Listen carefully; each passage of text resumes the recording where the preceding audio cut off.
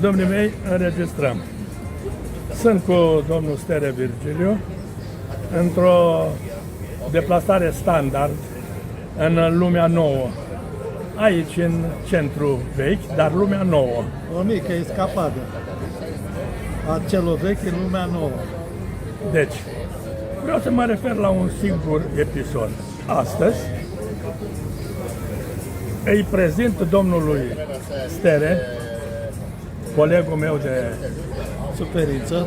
partitură în perioada anilor de glorie a mașinilor unelte.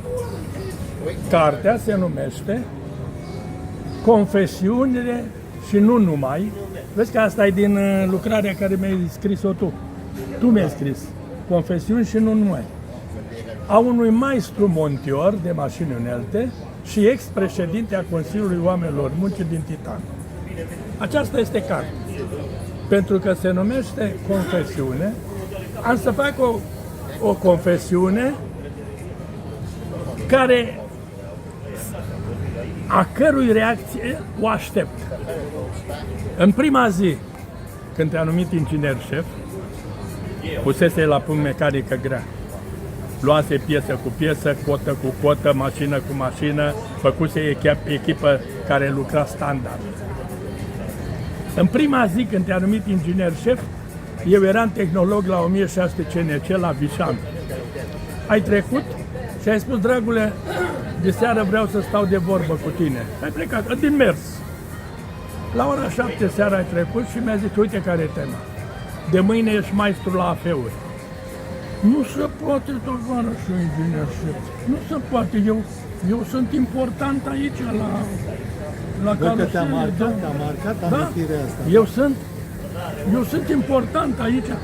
Era important pe naiba. Fii atent aici. Te dai timpul, asta Fii făcea. atent aici. Fii atent. Dar era o mașină depășită, un rebut era.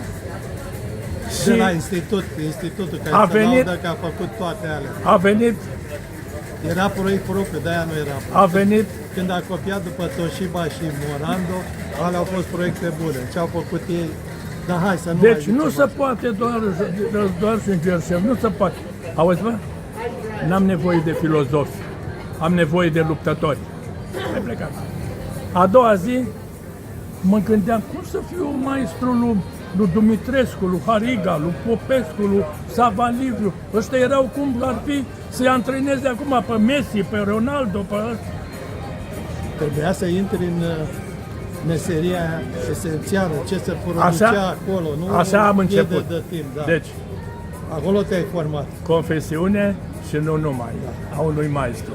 A fost o chestiune care am vrut să o știe în detaliu și sunt sigur că începerea activității de inginer șef a domnului Stere a început și un nou salt calitativ în toată fabricația de mașini unelte A Titanii fost și Meoave. începutul meseriei de maestru al lui domnului Dragu. Așa este. Eu vă mulțumesc pentru această întâlnire și mă opresc aici. Cu cea mai mare plăcere și oricând ne putem vedea să mai depănăm amintiri, dar să ne mai gândim și la viitorul ăsta care ne mai rămas. Să fim optimiști. Să fim optimiști. Să calsufiază nisipul domnul Stere. Nisipul e cel mai rezistent la orice se întâmplă, așa Mi-a că făcut plăcere să nu cadem acum într-o discuție filozofică, ok.